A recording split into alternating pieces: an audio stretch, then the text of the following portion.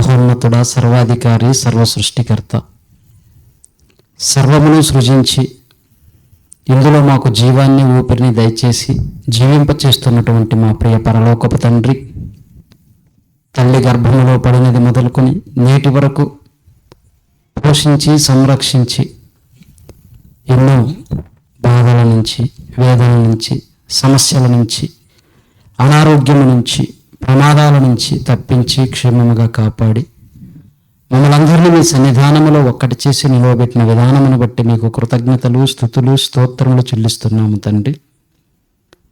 తండ్రి. అల్పుడను, అయోగ్యుడను, అభాగ్యుడను నన్ను నిలవబెట్టుకొని మీ మాటలు ప్రకటించే భాగ్యాన్ని, అవకాశాన్ని ఇచ్చినందుకు కృతజ్ఞతలు. చేరువచ్చిన మీ బిడ్డలందరినీ జ్ఞాపకం చేసుకునండి. మీ పిల్లలకు మీ మాటలు ఏవి అవసరమయ్యున్నవో వాటిని పలుకున్నట్లు, మీ పిల్లలకు అర్థమయ్యే రీతిలో ప్రకటించినట్లు తమ జ్ఞానాన్ని, జ్ఞాపక శక్తిని, పరిశుద్ధాత్మ సహాయమును నాకు అనుగ్రహించమని ఈ మైక్ శబ్దం ద్వారా ఉంటున్న వారు కూడా తండ్రి ఏకాగ్రత కలిగి మీ వాక్యంపైనే మనసుంచి వినులాగున సహాయము చేయమని మా ప్రభువును రక్షకుడైన యేసుక్రీస్తు వారి నామములో ఈ ప్రార్థన మనవులు అడిగి వేడుకొనుచున్నాము తండ్రి. ఆమేన్. చేరువచ్చినటువంటి దేవుని పిల్లలైన మీ అందరికీ మన ప్రభువును రక్షకుడైనటువంటి యేసుక్రీస్తు వారి ఉన్నతమైన శ్రేష్టమైన నామములో శుభములు, వందనాలు. వేదిక మీద ఉన్నటువంటి దైవజనులు, దేవుని పనిలో నా తోటి జత పనివారైన దైవ సేవకులందరికీ కూడా నా ప్రత్యేకమైన వందనాలు. ప్రేమణ దేవుని వల్లరా, ఈరోజు మనం ఒక క్రొత్త కోణంలో దేవుని వాక్యాన్ని ఆలోచిద్దాం. ప్రేమణ దేవుని వల్లరా, ఇప్పటి వరకు మీరు చాలా వాక్యాలు వినుంటారు, సందేశాలు వినుంటారు. ఇక్కడ ఉన్న వారిలో నాకంటే బాగా చెప్పగలిగిన వారు కూడా ఉన్నారు. నేను మీ అందరి మధ్య పెరిగిన వాడినే, మీ అందరికీ సుపరిచితుణ్ణే. కానీ వృత్తిరీత్యా పొట్టతిప్పల కోసం ఎన్నో ప్రాంతాలు తిరిగి రాష్ట్రాలు దాటి వెళ్ళిపోయి పనిచేసుకుంటూ ఈ వాక్యాన్ని పరిచయం అయిన తరువాత పనే కాదు ముఖ్యం, దేవుడు ముఖ్యం అని చెప్పి దేవుని పనినే కంకణంగా కట్టుకొని నాకు వచ్చేటువంటి లక్షల ఆదాయాన్ని కూడా పక్కన పెట్టేసి ప్రభు పని చేస్తూ ఉన్నాం. అందును బట్టి దేవునికి కృతజ్ఞతలు చెల్లిస్తూ ఉన్నాం. ప్రేమణ దేవుని వల్లరా, దేవుడు ఎలా ఉండాలి? ఈరోజు అంశంగా దేవుడు ఎలా ఉండాలి. వెరైటీగా ఉంది కదా బాబు గారు? దేవుడు ఎవరు అనేది విన్నాం, దేవుడు ఎలా ఉంటాడు అనేది విన్నాం. కానీ దేవుడు ఎలా ఉండాలి అనేది వినలేదు. అంటే దేవుడు ఎలా ఉండాలో మనుషులే నిర్ణయిస్తారా? నిర్ణయిస్తారు. దేవుడు ఎలా ఉండాలో మనుషులే నిర్ణయిస్తున్నారా అంటే నిర్ణయిస్తున్నారు. ఎలా నిర్ణయిస్తున్నారో ఈ యొక్క మెసేజ్ అయిపోయేసరికి మీకు అర్థమైపోతుంది. ప్రేమణ దేవుని వల్లరా, ఏది ఎలా ఉండాలో మనం కోరుకుంటాం. తప్పులేదు. నీ ఇల్లు ఎలా ఉండాలి? ఒక మంచి ఇంజనీర్ని పిలుస్తావు, లేదా ఒక మంచి మేస్త్రిని పిలుస్తావు. ఎక్కడ బెడ్రూమ్ ఉండాలి, ఎక్కడ కిచెన్ ఉండాలి, ఎక్కడ బాత్రూమ్ ఉండాలి, ఎక్కడ హాల్ ఉండాలి, ఎక్కడ ఏది ఉండాలి అనేది మనం డిసైడ్ చేసుకుంటాం. అవునా కదా? మన ఇల్లు ఎలా ఉండాలి అనేది మనం డిసైడ్ చేసుకుంటాం. అదేమన్నా తప్ప? తప్పేమీ కాదు. నీ భార్య ఎలా ఉండాలి డిసైడ్ చేసుకుంటావా లేదా? నీ భర్త ఎలా ఉండాలి అవసరమైతే 1-4 సార్లు చూసి మంచి సంబంధం చూసి అమ్మాయి బాగుండాలి, అబ్బాయి బాగుండాలి, అబ్బాయి వెనక మంచి ఆస్తి ఉండాలి, మంచి ఉద్యోగం ఉండాలి. ఇవన్నీ చూసుకుంటారు లేదా? ఖచ్చితంగా చూసుకుంటారు. పరిశోధన, ఇవన్నీ కనీస బాధ్యత తల్లిదండ్రులు తమ పిల్లను ఇచ్చే దగ్గర, తన కుమారుడికి చేసే దగ్గర ఇవన్నీ చూస్తూ ఉంటారు. నీ డ్రెస్ ఎలా ఉండాలి నువ్వే నిర్ణయించుకుంటావు. ఏ పేస్ట్ వాడాలి, ఏ సోపు వాడాలి, ఏమి తినాలి, ఏమి త్రాగాలి, ఇవన్నీ కూడా మనమే డిసైడ్ చేసుకొని తీసుకుంటున్నాం. అవునా కదా? అవును. ఏం చదువుకోవాలి నువ్వే డిసైడ్ చేసుకుంటున్నావు. ఏ పని నేర్చుకోవాలి, దేవుడు ఎలా ఉండాలో కూడా నువ్వు డిసైడ్ చేస్తావా? చేస్తున్నారు. ఏం చదువుకోవాలనేది నువ్వు డిసైడ్ చేసుకో, తప్పులేదు. ఏం తినాలి, ఏం ధరించాలి, వేటిని ఫాలో అవ్వాలి, ఇవన్నీ నువ్వు డిసైడ్ చేసుకో. కానీ నీ తండ్రి ఎలా ఉండాలో నువ్వు డిసైడ్ చేయొచ్చా? చేయగలవా? మీ నాన్న ఎలా ఉండాలో నువ్వు డిసైడ్ చేయగలవా? చేయలేవు. మరి దేవుడు ఎలా ఉండాలో నువ్వు డిసైడ్ చేస్తావా? చేస్తున్నారు. ఈరోజు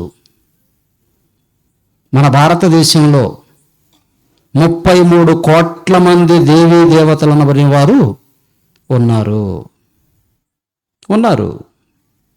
ఎవరికి నచ్చిన వారిని వారు ఆరాధించుకుంటున్నారు, పూజించుకుంటున్నారు, వ్రతాలు చేసుకుంటున్నారు, పూజలు చేస్తున్నారు. వారి వారి ఆచారాల ప్రకారం వారు పూజించుకుంటూ ఉన్నారు. ప్రేమైన దేవుని వల్లరా,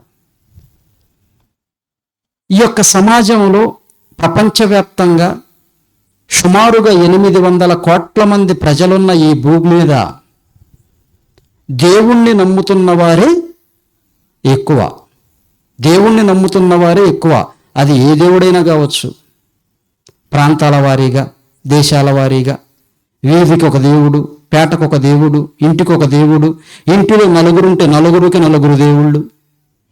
ఉన్నారా లేరా? ఉన్నారు. ఒక ఆయన ఒక దగ్గరికి పోతే మరొక ఆయన మరొక దగ్గరికి వెళ్తాడు. ఒక్క యేసుక్రీస్తును కలిగిన వారే ఒక ఇంట్లో వాళ్ళు ఒక చర్చికి వెళ్తున్నారా? మా ఆయన పలానా చర్చికి వెళ్తాడండి, మేము పలానా చర్చికి వెళ్తామండి. ఇలా ఉన్నారా లేరా? ఉన్నారు. ఎవరో లోకంలో ఉన్న వారికి అర్థం కాలేదనుకునే ముందు మనకి ఎంతవరకు అర్థమైంది దేవుడు ఎలా ఉండాలి? ప్రపంచవ్యాప్తంగా ఉన్న 800 కోట్ల మందిలో 99% దేవుడున్నారని నమ్ముచున్నవారే. అవునా కదా? దేవుడున్నాడని నమ్ముచున్నవారే. ఇందులో కొందరు ఏదో ఒక దేవుడులే, అందరూ మన తాత ముత్తాతల కాడి నుంచి నమ్ముకున్న దేవుడని, ఏదో ఒక దేవుణ్ణి నమ్మాలి గనక భక్తులుగా అని చెప్పి ఏదో ఒక దేవుడని నమ్మేవారు మరికొందరు. ఇలా ఎన్నో తెగలుగా ఉన్నారు. మరి ఎంతమంది భక్తులుండగా సమాజంలో నేరాలు ఎందుకు జరుగుతున్నాయి, ఘోరాలు ఎందుకు జరుగుతున్నాయి? శాస్త్రవేత్తలు చెబుతున్న మాట ఏంటంటే, దేవుడు అనేది ఒక ట్రాష్, ఒక అబద్ధం, అది ఒక మూఢనమ్మకం. కనుకనే ప్రజలందరూ ద్రోషులుగా మిగిలిపోతున్నారు, రోగాల పాలుట అవుతున్నారు. ప్రజలను సైన్స్లో చైతన్యవంతులుగా చేయాలి, అభివృద్ధి చేయాలి. ప్రజలను సైన్స్ను కనుక డెవలప్ చేస్తే ప్రజల మధ్య ఈ మూఢనమ్మకాలు ఇవన్నీ ఉండవు. మనుషులంతా డెవలప్డ్ పర్సన్స్గా ఉంటారు, ఆరోగ్యంగా ఉంటారు, ఆరోగ్యంపై అవగాహన వస్తుంది. ఇలా ఎన్నో కారణాలు చెప్తూ ఉన్నారు ప్రేమ దేవుని వల్లరా. మరి ఇంతకీ దేవుడు ఎలా ఉంటాడు, ఎలా ఉండాలి? దేవుడు అంటే ఎలా ఉండాలి? మనిషిలాగా మన రూపమా, లేకుంటే మన కళ్ళ ముందు కనిపిస్తున్నటువంటి ప్రకృతిలో ఉన్న ఎన్నో జీవరాశులు ఉన్నాయి, ఎన్నో బ్రతుకుచూ ఉన్నాయి, మూగజీవులు అంటారు, మాటరాని జీవులు అంటారు. జీవులన్నిటిలో కల్లా ప్రధానుడు శ్రేష్ఠుడు ఎవరయ్యా అంటే దేవుని కుమారుడవైన నీవే, దేవుని కుమార్తెవైన నీవే శ్రేష్టమైన దానవు, శ్రేష్ఠుడవు. ఎందుకు? ప్రకృతిలో దేనికి లేని భాష, మాట నీకిచ్చాడు దేవుడు. తన కుమారుడుగా, తన కుమార్తెగా అన్నిటినీ ఏలుచు మీరే శ్రేష్ఠులుగా ఉండాలి అని చెప్పి దేవుడు మనలను ఈ భూమి మీద కలిగించాడు. కానీ మనిషి దేవుణ్ణి మరచి, అసలు దేవుణ్ణి పక్కన పెట్టి తనకంటూ దేవుణ్ణి ఏర్పాటు చేసుకున్నాడు. ఎలా ఉండాలి దేవుడంటే? ఎలా ఉండాలి అనుకున్నాడంటే, నిజమైన దేవుడు అనుకోండి, నువ్వు ఏది చేసినా అది తప్పు, అది నువ్వు చెయ్యకూడదు, ఖండిస్తాడు, గద్దిస్తాడు, బుద్ధి చెబుతాడు. అలా మనం ఏదైనా తప్పులు చేసినప్పుడు మనకి చెప్పకుండా ఉండాలి. అలాంటి దేవుణ్ణి మనం ఏర్పాటు చేసుకుందాం. నిజంగా దేవుడంటే ఎలా ఉండాలి? దేవుడంటే ఎలా ఉండాలో ఖచ్చితంగా వివరణ ఇచ్చింది వన్ అండ్ ఓన్లీ బైబిల్ మాత్రమే. బైబిల్ మాత్రమే. ఇక నువ్వు లోకంలో ఉన్న ఏ గ్రంథాలలోనికి వెళ్ళినా, ఎవరి చరిత్ర పుటలు తిరగవేసినా అపవిత్రం, అశుద్ధం, మలినమైన జీవితం, బహుభార్యత్వం, ఇంకా ఎన్నో దొంగతనాలు, మోసాలు, కుట్రలు, కుతంత్రాలు, చంపటం, యుద్ధాలు, భయంకరంగా మనుషులను హింసించేవారిగా, స్వప్రయోజనం చూసుకునేవారిగానే ఉన్నారు. ప్రియమైన దేవుని వల్లారా, ఈరోజు నేను పరిచయం చేస్తున్న దేవుడు మీకు తెలియని దేవుడు కాదు. మీరు కూడా ఎన్నో సంవత్సరాల నుంచి వింటున్నారు, చూస్తున్నారు, వెంబడిస్తూ ఉన్నారు. కానీ ఆ దేవుడు చెప్పిన మాటలను అనుసరిస్తున్నారా లేదా అన్నది ప్రతి ఒక్కరం మనము పరిశోధన చేసుకోవాలి. దేవుడంటే అసలు ఎలా ఉండాలి? దేవుడంటే ఎలా ఉండాలి? మనుషులు ఎలా ఉన్నారు? రెండిటికి బైబిల్ డెఫినేషన్ ఇచ్చింది. దేవుడు ఎలా ఉండాలో బైబిల్ చెప్పింది. చూద్దామా బైబిల్? లేవియాకాండం 19వ అధ్యాయం 2వ వచనం. లేవియాకాండం 19వ అధ్యాయం 2వ వచనం. మీరు పరిశుద్ధులై ఉండవలెను. ఏం చెప్తున్నాడు? మీరు పరిశుద్ధులై ఉండండి. ఈ మాటలు వింటున్న మీరు, దేవుని పిల్లలు, ఇక్కడ కూర్చున్న మీరు, ఈ మైకు శబ్దం ద్వారా వింటున్న మీరు పరిశుద్ధులై ఉండండి. ఎందుకు మీరు పరిశుద్ధులుగా ఉండాలి అంటే ఏం చెప్తున్నాడు? మీ దేవుడైన యెహోవా అని నేను పరిశుద్ధుడను. దేవుడు ఎవరంట? పరిశుద్ధుడు. దేవుడు ఎలా ఉండాలి? పరిశుద్ధుడుగా ఉండాలి. అందుకే దేవుడు ఎలా ఉండాలి అని పెట్టాను. మొదట్లోనే మీకు చెప్పాను. దేవుడు ఎలా ఉండాలి అంటే పరిశుద్ధుడుగా ఉండాలి, పవిత్రుడుగా ఉండాలి, నిష్కల్మషుడుగా ఉండాలి, నిందారహితుడుగా ఉండాలి. మనుషుల చేత వేలెత్తి చూపించుకునేవాడుగా ఉండకూడదు తనలో ఉన్న లోపాలను. అలాంటి వాడు దేవుడై ఉండాలి. దేవుడు ఎలా ఉండాలంటే పరిశుద్ధుడు, పవిత్రుడు, నిష్కల్మషుడు, నిందారహితుడు, పాపులలో చేరక ప్రత్యేకముగా బ్రతికినవాడు, ఎటువంటి పాపాన్ని అంటించుకొని పరిశుద్ధుడుగా, ఎవరికి ఎటువంటి అన్యాయము చేయని వాడిగా ఉండాలి. ఈరోజు ఎంతోమంది ఉన్నారు ప్రపంచవ్యాప్తంగా దేవుళ్ళు అనబడుచున్నవారు. కానీ ఎవరి బ్రతుకులు చూసినా పవిత్రత లేదు. ఎక్కడో ఒక దగ్గర ఏదో ఒక దానిలో పాపమును అంటించుకునే ఉన్నారు. ప్రియమైన దేవుని వర్లరా, దేవుడు నేను పరిశుద్ధుడను గనక నా పిల్లలైన మీరు కూడా పరిశుద్ధులుగా ఉండాలి. పరిశుద్ధులుగా ఉండాలంటే మనుషులకు ఇష్టమా? కష్టం. పాపులుగా ఉండాలంటే ఇష్టం. పాపాన్ని బాగా అలవాటు చేసుకున్నాం మనం కనుక పరిశుద్ధులుగా ఉండాలంటే కష్టం. అలాంటప్పుడు ఏం చేశారయ్యా? ఒకనాటి ఇశ్రాయేలీలు ఆ పరిశుద్ధుడైన దేవుణ్ణి, పవిత్రుడైన దేవుణ్ణి తెలుసుకున్న, వినిన, ఆయన కార్యాలను కళ్ళారా చూసిన ఎంతోమంది ఇశ్రాయేలీలు ఏం చేశారని మనం ఆలోచిస్తే, కీర్తనల గ్రంథం 106వ అధ్యాయం కీర్తనల గ్రంథం 106 అధ్యాయం 19 వచనం చూడండి. కీర్తనల గ్రంథం 106 అధ్యాయం 19 వచనం. హోరేబులో వారు దూడను చేయించుకొనిరి. ఒకప్పుడు లోకమందు దేవుడంటే ఎవరని తెలియక ఉన్నటువంటి పరిస్థితుల్లో ఇదిగో ప్రపంచ జనాభాలలో ఇశ్రాయేలీయులనే ఒక తెగ ఉంది. ఆ తెగకు దేవుడెవరో తెలుసు. ఒక జనాంగం ఉంది. ఆ జనాంగానికి దేవుడెవరో తెలుసు. ఐగుప్తు బానిసత్వంలో నుంచి విడిపించి అనేక శ్రమల నుంచి, బాధల నుంచి, ఇరుకుల నుంచి, ఇబ్బందుల నుంచి, వారికి ఉన్న సమస్యల నుంచి, బానిసత్వములో నుంచి విడిపించి పాలు తేనెలు ప్రవహించు దేశానికి, అబ్రహామునకు వాగ్దానము చేసిన దేశానికి నడిపించిన ఆ పరిశుద్ధుడైన దేవుడు, పవిత్రుడైన దేవుడైనటువంటి ఆ దేవుని దగ్గరకు మోషే అనే భక్తుడు వెళ్ళాడు. సినాయి పర్వతం మీదకి వెళ్ళాడు. ఆయన దగ్గరికి వెళ్ళి ఒక 40 దినాలు అక్కడ ధర్మశాస్త్రాన్ని, దేవుని ఆజ్ఞలు కలిగిన ధర్మశాస్త్రాన్ని, పలకలను తీసుకుని వచ్చే ఆ క్రమంలో కొద్ది రోజులు మోషే వారి మధ్య లేకుండా పోయేసరికి, నాయకుడు లేకుండా పోయేసరికి ఏమయ్యారు? ఆ మోషే ఏమాయనో, ఆ మోషే దేవుడు ఏమాయనో మాకు తెలియదు గనక మమ్ములను నడిపించుటకు మేమే దేవుణ్ణి తయారు చేసుకుంటాం. దేవుడు ఎలా ఉండాలో మేమే నిర్ణయిస్తాం. ఈరోజు మనుషులు లేరా? ఉన్నారు. ఆనాడు ఇశ్రాయేలీలు, ఈనాడు ప్రపంచవ్యాప్తంగా ఉన్నారు. ప్రేమ దేవుని వల్లరా వారు ఏం చేశారంట? హోరేబులో దూడను కొనిరి,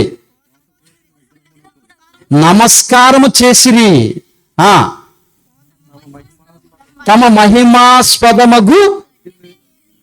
మహిమాస్పదమును, దేవుని యొక్క మహిమాస్పదమును, ఆ మహిమను ఏం చేశారంటే, ఏమండి ఎద్దు రూపం అంటే సరిపోద్ది కదండి, ఎద్దు రూపం అంటే సరిపోతుంది కదా.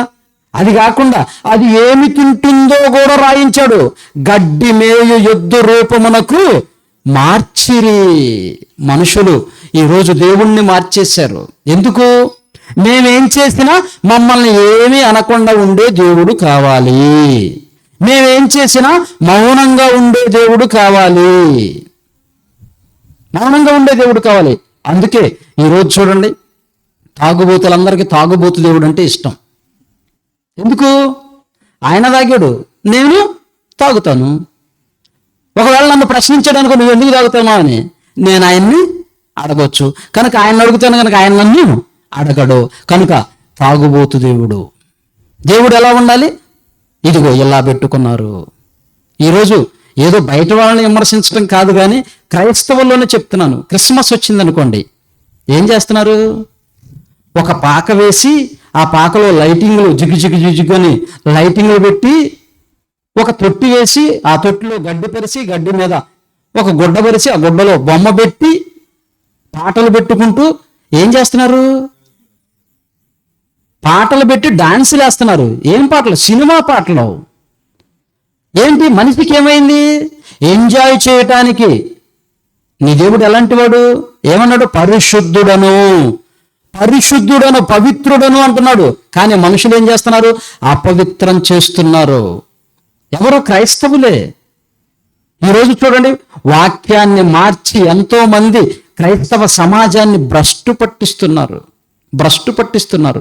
దేవుడు ఎలా ఉండాలి అంటే, ఇదిగో లేవియాకాండం 11వ అధ్యాయం 44వ వచనంలో కూడా చెప్తున్నాడు. లేవియాకాండం 11వ అధ్యాయం 44వ వచనం. నేను మీ దేవుడైన యెహోవాను, నేను పరిశుద్ధుడను గనక మీరు పరిశుద్ధులై ఉండండి. నేను పరిశుద్ధుడను గనక మీరు పరిశుద్ధులై ఉండండి. ఒక తండ్రి కుమారుడికి, ఒక తల్లి కుమారుడికి, కుమార్తెకి ఏమని చెప్తారు? ఎప్పుడు చెప్తారు? తండ్రి తాగి లోపల గుండె, ఊపిరితిత్తులు, కిడ్నీలు అన్ని పాడైపోయిన తర్వాత అప్పుడు చెబుతాడు కుమారుడికి, నాన్న నా మాట వినురా, అది తాగకురా, నీ ఆరోగ్యం పాడైపోతుంది. నేను అనుభవంతో చెప్తున్నాను. నేను తాగి చెప్పిన మాట వినకుండా, పెద్దలను గౌరవించకుండా, భార్య మాట వినకుండా, తల్లిదండ్రుల మాట వినకుండా, పెద్దల మాట వినకుండా తాగి నా గుండె, లివరు అన్ని పాడైపోయాయి, నా జీవితమే నాశనం అయిపోయింది. నీకు చెప్తున్నాను, మేలుకో, నువ్వు ఇక తాగకు అని చెబుతాడు ఒక తండ్రి, ఒక పెద్ద ఆయన. కానీ దేవుడు అలా లేడు. ఆయన చెడిపోయి చెప్పటం లేదు, ఇదిగో నేను పరిశుద్ధుడను మీరు కూడా పరిశుద్ధులై ఉండండి, పవిత్రులుగా ఉండండి. పేతురు రాసిన మొదటి పత్రిక 2వ పత్రిక 4వ అధ్యాయం 14వ వచనం. పేతురు రాసినటువంటి పత్రిక 1వ అధ్యాయం 14వ వచనం.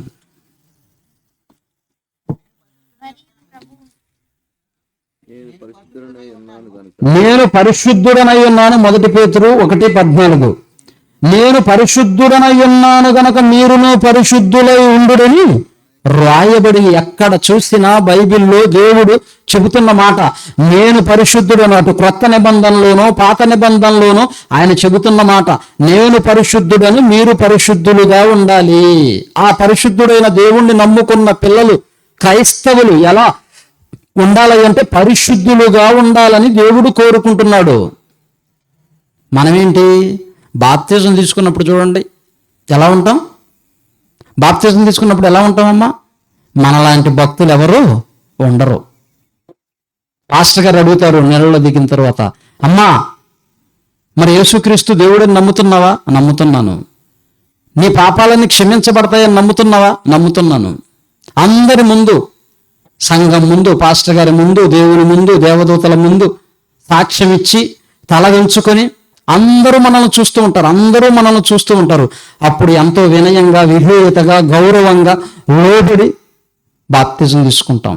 ఇక ఈ లోకంతో నాకు పని లేదు, నేను ఈ లోకవాసిని కాదు, ఈ రోజుతో చనిపోతున్నాను, నేటి నుంచి నేను కాదు బ్రతికేది, నా యందు క్రీస్తే బ్రతుకుతాడు, నా యందు క్రీస్తే, నా మరణమైనా ఏ జీవమైనా అది క్రీస్తుకే ఆయన చెప్పి సాక్ష్యం ఇచ్చి బాప్తిజం తీసుకున్నావు. బాప్తిజం తీసుకునేటప్పుడు అందరూ మన వైపు చూశారు, అవునా లేదా? అందరూ మన వైపు చూశారు. కానీ బాప్తిజం తీసుకున్న తరువాత 1 వారం, 10 రోజులు, నెల, 2 నెలలు గడిచేసరికి ఏమవుతుంది? బాప్తిజం తీసుకునేటప్పుడు అందరూ నీ వైపు చూస్తే బాప్తిజం తీసుకున్న తరువాత నువ్వు అందరి వైపు చూడటం ప్రారంభించావు. ప్రభు వైపు కాదు, మనుషుల వైపు చూస్తున్నావు. ఆ అక్క ఎలా ఉంది, ఈ అక్క ఎలా ఉంది, ఆ అన్న ఎలా ఉన్నాడు, ఈ అన్న ఎలా ఉన్నాడు. మనుషులను చూడకు. మనుషులను చూస్తే నువ్వు పడిపోయే అవకాశం ఉంది. మనం పడిపోయే అవకాశం ఉంది. మన దేవుని వల్ల దేవుడు తన భక్తుల గురించి ఎందుకు మనకు రాయించాడు? చదువుకున్న మనం వారిలా బ్రతకాలి అని, వారిలా దేవుణ్ణి నమ్మాలి అని, వారిలా దేవుణ్ణి చూడాలి అని. కానీ అలా ఉందా? ఈరోజు విద్యారంగంలో చూడండి, ప్రభుత్వ పాఠశాలలో కానివ్వండి, ప్రైవేటు పాఠశాలలో కానివ్వండి, విద్యారంగంలో మనం చూసినట్లయితే ఆ పాఠ్య పుస్తకాలలో గొప్ప గొప్ప వారి గురించి, సంఘ సంస్కర్తల గురించి, గొప్ప గొప్ప వారి గురించి రాస్తారు. ఎందుకు రాస్తున్నారు? ఎందుకు రాశారు ఆయన అంటే ఈ చదువుకున్న పిల్లలు వాళ్ళలాగా తయారవ్వాలి అని. అవునా కదా? వాళ్ళలాగా పెద్ద మనుషులు కావాలి, దేశాన్ని ప్రేమించేవారిగా ఉండాలి, సంఘ సంస్కర్తలుగా ఉండాలి అని చెప్పి వారి గురించి రాయించారు. కానీ చదువు చెప్పుతున్న పంతుళ్ళు కానివ్వండి, చదువుకుంటున్న పిల్లలు, విద్యార్థులు కానివ్వండి, వాటిని పట్టించుకోవటం లేదు. చదువు చెప్తున్న మాస్టర్, టీచర్ ఎందుకు చెబుతున్నారా అంటే జీతం కోసం చెబుతున్నాడు. నేర్చుకుంటున్న పిల్లలు ఎందుకు నేర్చుకుంటున్నారు? విద్యార్థులు ఎందుకు నేర్చుకుంటున్నారు అంటే మార్కుల కోసం నేర్చుకుంటున్నారు.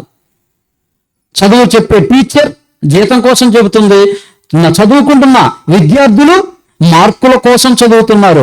కానీ ఏ ఒక్కరు కూడా ఆ మహాత్ముల గురించి రాయించిన ఆ మాటలు చదువుకుని మనం కూడా వాళ్ళలాగా గొప్పవాళ్ళు కావాలని ఏ టీచర్ కానీ ఏ విద్యార్థి కానీ ఆలోచించటం లేదు.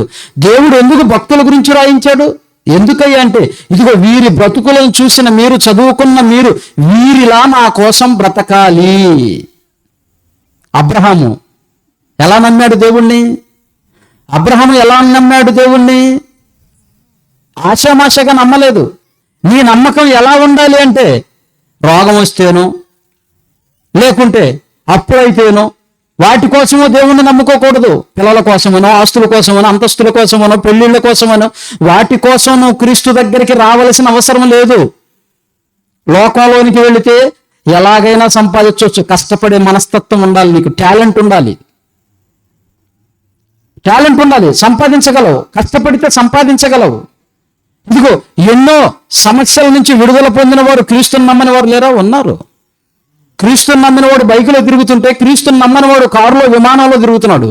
నేను యేసు ప్రభువుని నమ్ముకున్న తర్వాత ఎంత సంపాదించానో అంత సంపాదించానని సాక్ష్యం చెప్తున్నావు. మరి నిన్ను యేసుని నమ్మిన వాడి కంటే బయట వారిని నమ్మిన వాడు ఇంకా గొప్పగా ఉన్నాడు. వాళ్ళేం చెప్పాలి? అలాంటి వ్యర్థమైన మాటలు చెప్పకు. అలాంటి వ్యర్థమైన మాటలు చెప్పకు. ఇదిగో క్రీస్తుని ఎందుకు నమ్ముకోవాలి అంటే ఆయన పరిశుద్ధుడు గనుక. ఆయనతో ఉన్న ఆయన కూడా ఒక ఆయన అడిగాడు, ప్రభువా మేము నిన్ను నమ్ముచున్నాము, నిన్ను వెంబడిస్తున్నాము, కానీ మాకు ఒక్కసారి దేవుడు ఎలా ఉంటాడో చూపించు. దేవుడు ఎలా ఉంటాడో చూపించు. దేవుడు ఎలా ఉండాలి అని మనుషులు నిర్ణయించే స్థాయికి ఎదిగారు. కానీ ఇక్కడ ఫిలిప్ అనే ఒక ఆయన యేసుక్రీస్తు వారిని అడుగుతూ ఉన్నాడు, దేవుడు ఎలా ఉంటాడో చూపించు, తండ్రిని మాకు చూపించు, మాకంతే చాలు అన్నాడు. అప్పుడు ఏమన్నాడు? యోహాను సువార్త 14వ అధ్యాయం, యోహాను సువార్త 14వ అధ్యాయం 9వ వచనం. యేసు ఫిలిప్పు, నేను ఇంతకాలము 7వ వచనం నుంచి చదవమ్మా. మీరు నన్ను ఎరిగి ఉంటే నా తండ్రిని ఎరిగి ఉందురు.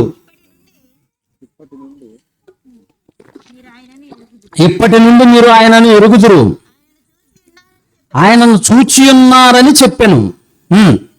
అప్పుడు ఫిలిప్పు, ప్రభువా తండ్రిని మాకు కనపరచుము, మాకంతే చాలు. యేసుక్రీస్తు వారు తండ్రి గురించి చెప్తున్నాడు, దేవుని గురించి చెప్తున్నప్పుడు వారిలో ఒక ఆయన అడుగుతున్నాడు, ప్రభువా ఇవన్నీ కాదు కానీ ఒక్కసారి ఆ దేవుడు ఎలా ఉంటాడో ఆ తండ్రిని మాకు చూపించు అని అడుగుతున్నాడు. అప్పుడు ప్రభు ఏమన్నాడు? ఫిలిప్పు, నేను ఇంతకాలము నీ యొద్ద ఉండినను నీవు నన్ను ఎరుగవా? నన్ను చూచిన వాడు తండ్రిని చూచి ఉన్నాడు. అంటే దేవుడు ఎలా ఉంటాడు, దేవుడు ఎలా ఉండాలి అని అంటే యేసులా ఉండాలి. యేసులా ఉండాలి. ఆయన మాటలో పొరపాటు లేదు, ఆయన చూపులో తప్పు లేదు, ఆయన ప్రవర్తనలో, క్రియలలో ఎక్కడ కూడా ఎటువంటి పాపము చేయని పరిశుద్ధుడు, పవిత్రుడు, నిష్కల్మషుడు, నిందారహితుడు ఎవరయ్యా అంటే వన్ అండ్ ఓన్లీ, ప్రపంచవ్యాప్తంగా పుట్టుకు వచ్చిన మనుషులందరిలో ఒకే ఒక్కడు వన్ అండ్ ఓన్లీ యేసుక్రీస్తు వారు మాత్రమే. జీసస్ క్రైస్ట్, ఆయన మాత్రమే పరిశుద్ధుడు, పవిత్రుడు. ఎవరికి ఎటువంటి అపకారము చేసిన వాడు కాదు, ఎవరిని దోచుకున్నవాడు కాదు, ఎవరిని పాడు చేసిన వాడు కాదు, ఎవరిని మోసగించిన వాడు కాదు, ఎవరిని చెరిపినవాడు కాదు. అలాంటి వాడు ఎవరైనా ఒక్కరుంటే ఆయనకు పోటీగా నిలవబెట్టి చూద్దాం. ఎవడు ఉండడు. బైబిల్ రిపోర్ట్ అంటే తెలుసా? రోమాపత్రిక 3వ అధ్యాయం 10వ వచనం. మనుషులందరూ పరిస్థితి ఎలా ఉందంటే రోమాపత్రిక 3వ అధ్యాయం 10వ వచనం. ఇందును గూర్చి రాయబడినదేమనగా నీతిమంతుడు లేడు, ఒక్కడు ఏ ఒక్కడు లేడు, ఒకే ఒక్కడు వన్ అండ్ ఓన్లీ యేసుక్రీస్తు మాత్రమే నీతిమంతుడు. ఆయన వస్త్రపు చెంగులో స్వస్థత, ఆయన చూపులో స్వస్థత, ఆయన నోటి మాటలో స్వస్థత, ఆయన నోటి ఉమ్మిలో స్వస్థత, ఆయన వస్త్రపు చెంగులో స్వస్థత. ఆయన మాటలు దయగలిగిన మాటలు, ప్రతి హృదయాన్ని మార్చగలిగే మాటలు. కూరులను, తాగుబోతులను, రాక్షసులను, వ్యభిచారులను, దొంగలను ప్రతి ఒక్కరిని మార్చగలిగిన మాట యేసు మాట. దేవుడంటే ఎలా ఉండాలి అంటే యేసులా ఉండాలి. యేసులా ఉండాలి. ఎవడు ఒక్కరిని చూపించు, ఒక్కరిని నిలవబెట్టు ఆయనతో. ప్రపంచంలో ఎవ్వరు కూడా ఆయనతో సాటి కాదు. వన్ అండ్ ఓన్లీ యేసుక్రీస్తు మాత్రమే నిజమైన దేవుడు.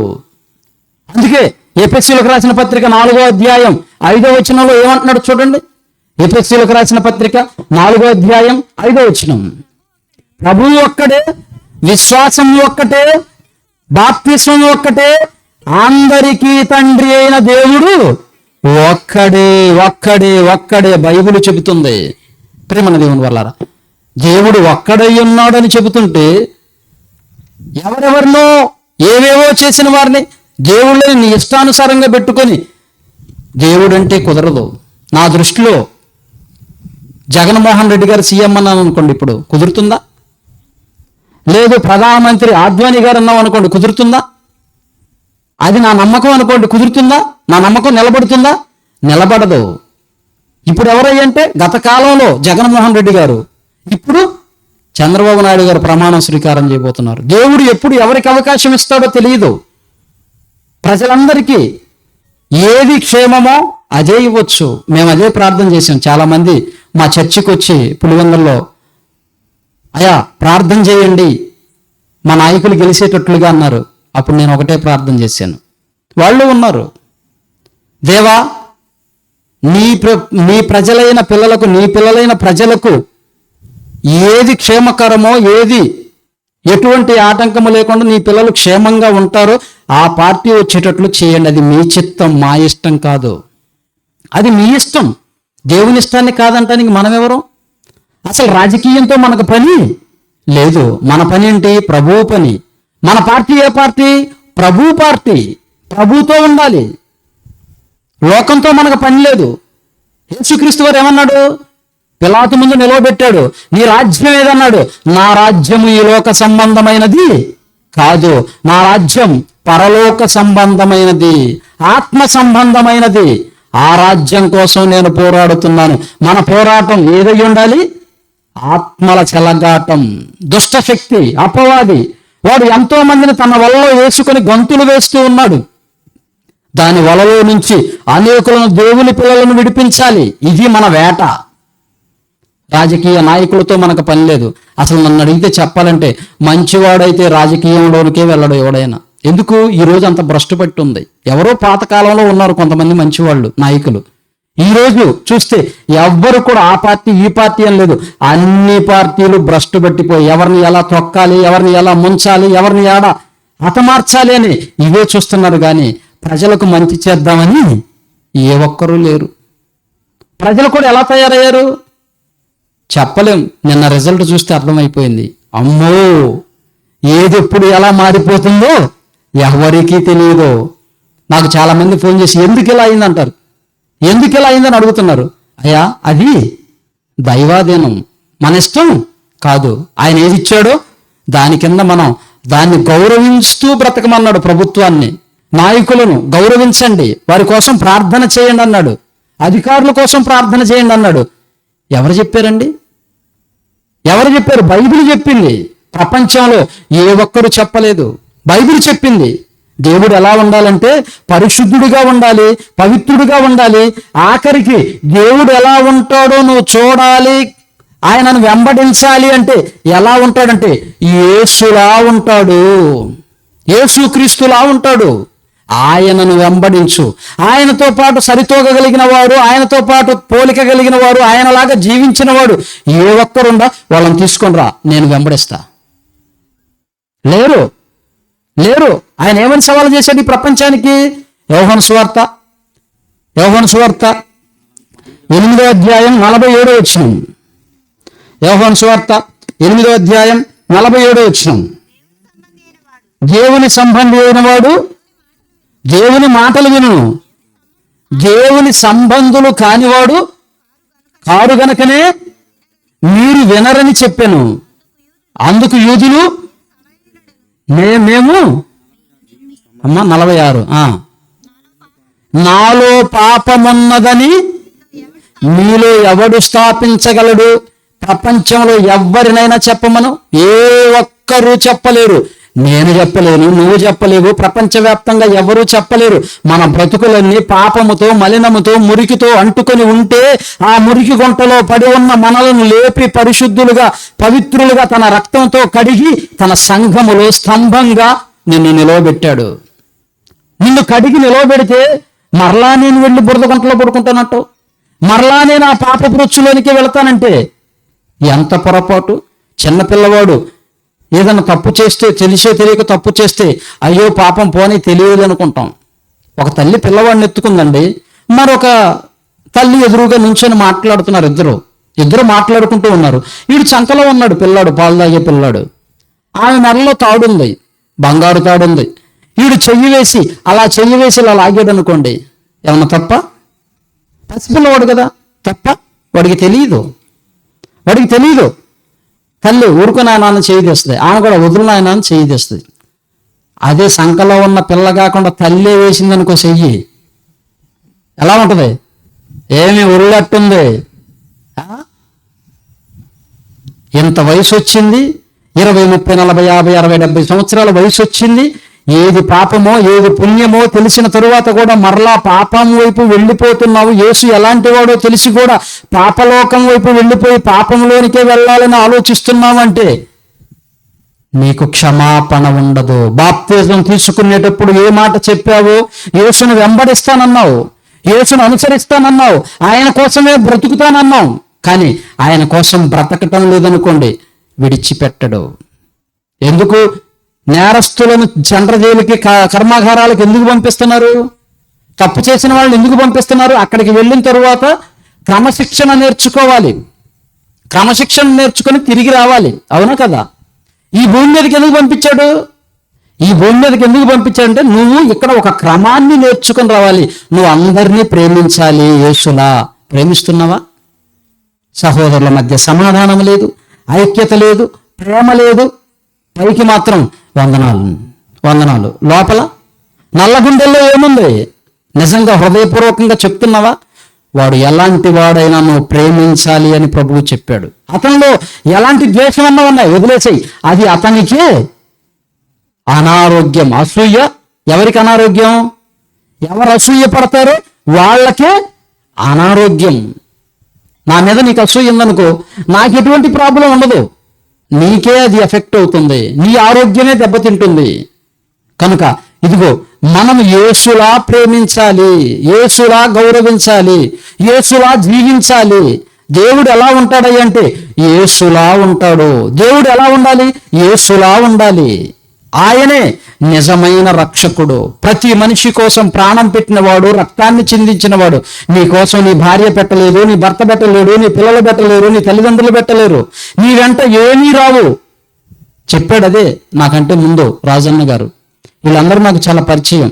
ఎన్నో సంవత్సరాల నుంచి ప్రభు పరిచర్యలో తిరుగుతూ ఉన్నాం.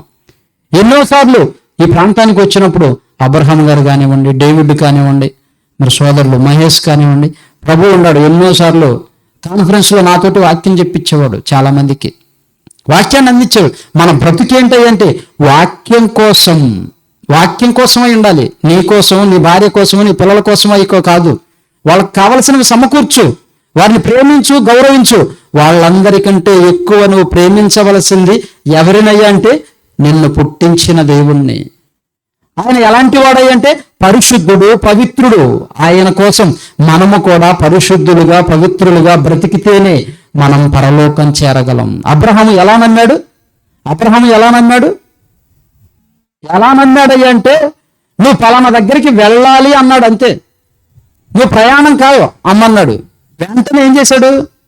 ప్రయాణమైపోయాడు. భార్యను, తనకున్న సమస్తాన్ని కట్టుకొని ప్రయాణమై వెళుతూ ఉన్నాడు. ఎక్కడికి వెళ్ళాలో తెలియదు,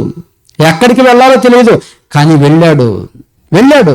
అబ్రహాము ఎలా నమ్మాడయ్యా అంటే దేవుణ్ణి, ఇదిగో ఏది అడిగినా ఇచ్చేటట్లుగా నమ్మాడు. ఏది అడిగినా ఇచ్చేటట్లుగా ఉన్నాడు. ఆస్తి ఇచ్చేస్తాను, నా ప్రాణమా ఇచ్చేస్తాను, కానీ ఆఖరికి తన కుమారుడి ప్రాణాన్ని కూడా ఇవ్వటానికి వెనకాడని నమ్మకం అండి అబ్రహాముది. ఆయన నమ్మకమేడా, మన నమ్మకమేడా? నువ్వు ఎలా నమ్ముతున్నావు దేవుణ్ణి? అబ్రహాములా నమ్ముతున్నావా? మోషేలా నమ్ముతున్నావా? ఒక యేసులా నమ్ముతున్నావా? నీ విశ్వాసం ఎలా ఉంది? మన విశ్వాసం ఎలాంటిదంటే ఇప్పుడు ఇదిగో ఆ స్తంభానికి ఈ స్తంభానికి ఈ తీగ ఉంది కదా, ఈ తీగ మీద ఒక నడుస్తూ ఉన్నాడు, అటు ఇటు 2-3 సార్లు నడిచాడు. చూశారు, ప్రజలందరూ చూశారు. లేదు అదిగో ఆ కొండకి ఈ కొండకి మధ్యలో పెద్ద లోయ, పెద్ద అగాధం లోయ ఉంది. ఆ లోయ మీద ఒక తీగ కట్టాడు. ఆ తీగ మీద అటు ఇటు తిరుగుతున్నాడు. చూశారు, చప్పట్లు కొట్టారు. అబ్బో వీడు భలేవాడు అని చెప్పి అందరూ కేరింతలు కొడుతూ వేళ్ళేస్తున్నారు. అప్పుడు వాడు ఆ చివరి నుంచి ఈ చివరికి, ఈ చివరి నుంచి ఆ చివరికి తిరిగి, ఇదిగో నేను ఆ చివరికి వెళ్ళి ఈ చివరికి వస్తానని మీరు నమ్ముతున్నారా అన్నాడు. అప్పుడేమన్నారు? నమ్మకపోవటం ఏంటయ్యా, మేము కళ్ళారా చూస్తున్నాం, నమ్ముతున్నాం అని అందరూ చేతులు ఎత్తారు. మరలా ఒక బొంగు తీసుకున్నాడు, కర్ర. ఆ కర్ర తీసుకుని దాన్ని బ్యాలెన్స్ చేసుకుంటూ ఆ దరికి ఈ దరికి తిరిగాడు. నమ్ముతున్నారా? నమ్ముతున్నాం. సరే అయితే ఇప్పుడు ఇదిగో నాకు ఒక్కగానొక్క ఈ కుమారుడు ఉన్నాడు, వీళ్ళు ఎత్తుకొని నేను ఇప్పుడు ఆ దరికి వెళ్తాను, ఈ దరికి వస్తాను, నమ్ముతున్నారా అని అనగానే కొంతమంది అంటున్నారు, అయ్యా వాడెందుకులయ్యా పసివాడు, పొరపాటున ఏదన్నా జారి పడితే వాడు పోతాడు, నువ్వు వెళ్ళొస్తావు నమ్ముతున్నాం, కానీ వాడొద్దులయ్యా అంటున్నారు. లేదు లేదు నేను ఎత్తుకొని పోతాను, మీరు చూస్తూ ఉండండి, ఈయన ఎత్తుకొని ఆ చివరికి ఈ చివరికి పోయి వస్తాను అన్నాడు. అలానే ఆ చివరి నుంచి ఈ చివరికి వచ్చాడు, మళ్ళీ ఈ చివరి నుంచి ఆ చివరికి వెళ్ళాడు. ఆ ఎత్తైన ఆ కొండ మీద, పర్వతం మీద, మధ్యలో పెద్ద అగాధం ఉంది లోయ. అక్కడి నుంచి కింద పడితే ఏమీ మిగలదు, పీస్ పీస్ అయిపోతారు. అందరూ చూశారు, అమ్మో వీడు సామాన్యుడు కాదు, మామూలుడు కాదు, వీడు అలాంటి వాడు ఇలాంటి వాడు. అందరూ చప్పట్లు కొట్టి వేళ్ళేసి మేము నమ్ముతున్నాం అన్నారు. అప్పుడు వాడు ఒక మాట అన్నాడు, నమ్ముతున్నారు కదా, నమ్ముతున్నాం. అట్లయితే మీలో ఒకళ్ళు రండి, నేను ఎత్తుకొని ఇప్పుడు ఆ చివరికి వెళ్ళి ఈ చివరికి వస్తాను అన్నాడు. ఎవరు ముందుకు రావట్లా, ఏంటి రారా, అయితే నేనే వస్తున్నాను అన్నాడు. వచ్చాడు, వస్తుంటే ఎటోళ్ళకి పరిగెత్తుతున్నారు. ఎందుకు? ఏమో ఒకవేళ పడితే, ఎక్కడో ఒక దగ్గర గూడు కట్టుకున్నది ఒక మూలన, ఒకవేళ పడితే. అలాంటి నమ్మకం కాదు అబ్రహాముది. ప్రభువా ఇదిగో నువ్వు నాకు ఇచ్చిన కుమారుడు కాదు నాకు ముఖ్యం, నువ్వు ముఖ్యం, నువ్వు కావాలి, నీ సన్నిధి కావాలి, నీతో నేను ఉండాలి. ఈ భూమి మీద నువ్వు నాకు ఎంత పెద్ద దేశం ఇచ్చినా దీన్ని నేను విడిచిపెట్టి రావలసిన వాడినే. నాకు ఇది కాదు ప్రభువా కావాల్సింది, నువ్వు కావాలి ప్రభువా, నీతో ఉండాలి ప్రభువా. అందుకే మోషే ఏమన్నాడు? హెబ్రీయులకు రాసిన పత్రిక 11వ అధ్యాయం 24వ వచనం. హెబ్రీయులకు రాసిన పత్రిక 11వ అధ్యాయం 24వ వచనం. మోషే పెద్దవాడైనప్పుడు విశ్వాసమును బట్టి ఐగుప్తు ధనము కంటే క్రీస్తు విషయమైన నింద గొప్ప భాగ్యమని ఎంచుకొని అల్పకాలము పాపభోగము అనుభవించుట కంటే దేవుని ప్రజలతో శ్రమ అనుభవించుట మేలని యోచించి ఫరో కుమార్తె యొక్క కుమారుడని అనిపించుకొనుటకు ఒప్పుకోలేదు, ఎంత మాత్రమూ ఒప్పుకోలేదు. ఇదంతా డోంట్ కేర్. ఈ సింహాసనమా, ఎందుకు నాకు ఇది, ఈ సింహాసనం నాకెందుకు? ఐగుప్తు దేశానికి, ఒక దేశానికే, రాష్ట్రానికి కాదండి. ఐగుప్తు అంటే చిన్న దేశం అనుకుంటున్నారా? మొట్టమొదటి నాగరికతను నేర్పిన దేశం ఐగుప్తు దేశం. ఈజిప్టు పిరమిడ్లు ఇప్పుడు కూడా ఉన్నాయి. ప్రపంచం అంతా ఆ దేశం వైపు చూస్తుంది, గొప్పగా ఉందని. అలాంటి గొప్ప దేశానికి నాయకుడు ఏం చేయాలి? ఎలక్షన్ పెట్టాలా, యుద్ధాలు చేయాలా, పోరాటాలు చేయాలా? ఏమీ చేయాల్సిన అవసరం లేదు. ఒకే ఒక్క మాట, అమ్మా అంటే చాలు నీకు సింహాసనం. ఏది కావాలో చెప్పు, అమ్మా అని ఆ సింహాసనం ఎక్కువని చెప్తుంది తల్లి. కానీ ఏమిటి చూస్తున్నాడు? క్రీస్తు ప్రజలతో, దేవుని ప్రజలతో శ్రమ అనుభవించుట మేలని ఫరో కుమార్తె యొక్క కుమారుడును అనిపించుకున్నటకు ఒప్పుకోలేదు. ఆఫ్టర్ ఆల్ ఇదంతా నేను భూమి మీద బ్రతికినంత కాలమే అధికారంలోకి ఉంటాను. ఒక దేశానికే ప్రధానమంత్రి అంటే చిన్న విషయమా? ఈరోజు ఎంతమంది ఎన్ని కోట్లు ఖర్చు పెట్టి, ఎన్ని విధాలుగా, ఎన్ని కుట్రలు చేసి, కుతంత్రాలు చేసి పదవుల కోసం పాకులాడుతున్నారో చూడండి. కానీ మోషే దాన్ని తృణప్రాయంగా కాలి మీద వెంట్రుకలాగా తీసేశాడు. నీ కాళ్ళలో వెంట్రుక రాలిపోయింది అనుకో, దాని గురించి ఏమన్నా ఆలోచిస్తావా? నీ చేతి మీద తలలోన ఒక వెంట్రుక రాలిపోయింది అనుకో, దాని గురించి ఏమన్నా ఆలోచిస్తావా? అయ్యో ఇది పోయింది అని చెప్పి దాన్ని చూసుకుంటూ ఏడుస్తూ ఉంటావా? లేదు. పౌలు గారు కానీ, మోషే గారు కానివ్వండి, వెంట్రుకతో సమానంగా చూశారు, తీసేశాడు. ఇది కాదు నాకు కావలసింది. అదే ఈరోజు మన దేశానికి ప్రధానమంత్రిగా మోడీ గారు ఉన్నారు కదా, ఆయనకి పిల్లలు కూడా లేరు కదా. ఎవరినైనా ఒకళ్ళని, నాయనా నువ్వు నన్ను తండ్రి అని పిలిచి వెళ్ళి ఆ సింహాసనం ఎక్కన్నాడు అనుకోండి, ఏం చేస్తారు? అయ్యా ఎన్నిసార్లు అనాలి చెప్పండి. తండ్రి అని ఎన్నిసార్లు అనాలి? ఎక్కడి నుంచి, నాగరాజుపల్లి నుంచి, లేదా మార్టూరు నుంచి, ఒంగోలు నుంచి, హైదరాబాద్ నుంచి, విజయవాడ నుంచి, ఎక్కడి నుంచి ఢిల్లీ వరకు నువ్వు నాన్న అంటే ఆపకుండా అనుకుంటూ వస్తా. ఉన్నారా లేదా? నుంచొని అనమంటావా? కూర్చొని అనమంటావా? ఒంగోని అనమంటావా? దొల్లుకుంటూ రమ్మంటావా? ఆఫ్టర్ ఆల్ పదవి 5 సంవత్సరాలు. దీనికోసం ప్రాకులాడుతున్నారు. కానీ మోషే అల్పకాలము పాపభోగము అనుభవించుట కంటే దేవుని ప్రజలతో శ్రమ అనుభవించుట మేలు అని యోచించి ఫరో కుమార్తె యొక్క కుమారుడు అనిపించుకున్నట్టుకు ఒప్పుకోలేదు. యేసు ఎందుకు గొప్పవాడయ్యాడు? యేసు ఎందుకు గొప్పవాడయ్యాడు? ఎలా బ్రతికాడయ్యా అంటే ఆయన బ్రతుకును మనం చూసినట్లయితే అదే హెబ్రీయులకు రాసిన పత్రిక 5వ అధ్యాయం చూడండి, 7వ వచనం. హెబ్రీయులకు రాసిన పత్రిక 5వ అధ్యాయం. ఆయన శరీరధారి అయ్యున్న దినములలో మహారోదనముతోనూ కన్నీళ్లతోనూ తన్ను మరణము నుండి రక్షింపగలవానికి ప్రార్థనలు యాచనలు సమర్పించి భయభక్తులు కలిగి ఉన్నందున ఆయన అంగీకరింపబడెను. యేసు ఎలా బ్రతికాడో నువ్వు అలా బ్రతికితే నువ్వు కూడా ఒక దైవానివి అవుతావు, దైవ లోకానికి చేరుతావు, దైవాలు ఉండే లోకానికి చేరుతావు, అక్కడ దైవంగా ఉంటావు.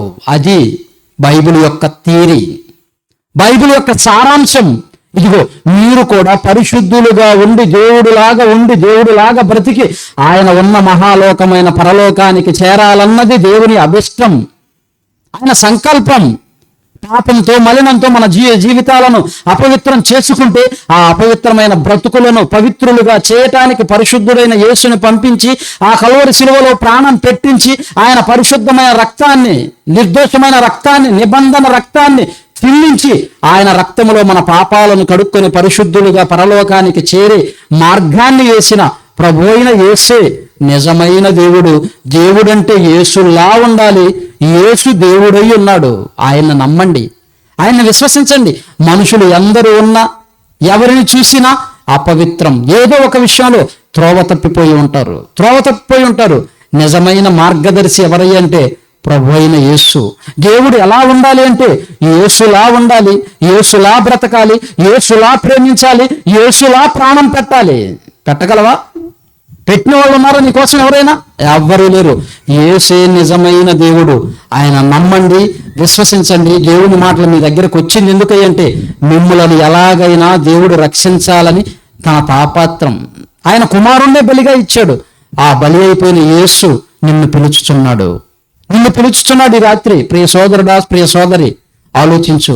దేవుని దగ్గరికి వచ్చి దేవుని కోసం బ్రతికి నువ్వు కూడా దైవంలా మారాలని దేవుడు కోరుకుంటున్నాడు. వస్తావా? నీ మనసుని ఇస్తావా?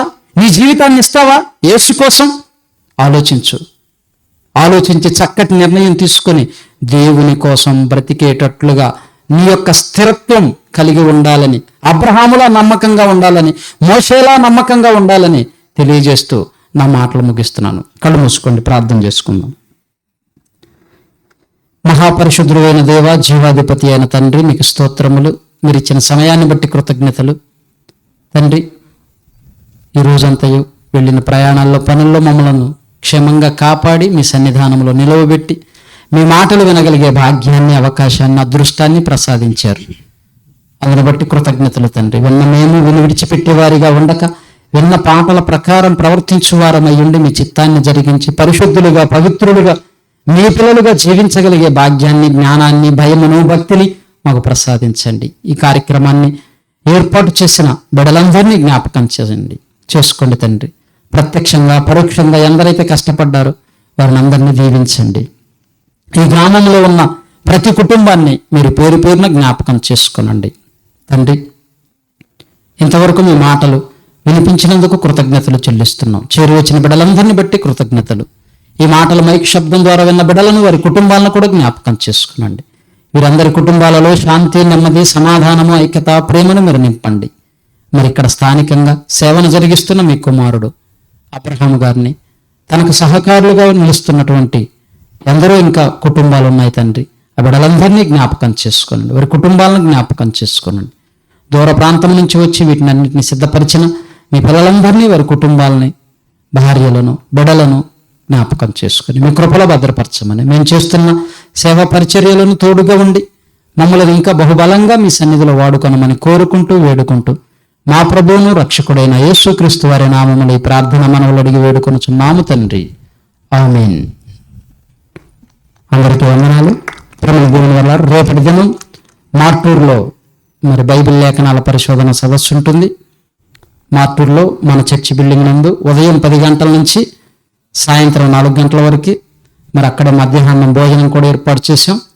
దైవజనులు దూర ప్రాంతం నుంచి వస్తూ ఉన్నారు. సంతోష్ కుమార్ గారు మరి వస్తూ ఉన్నారు. అదేవిధంగా దైవజనులు లోకా గారు కనిగిరి ప్రాంతం నుంచి లోకా గారు వస్తూ ఉన్నారు.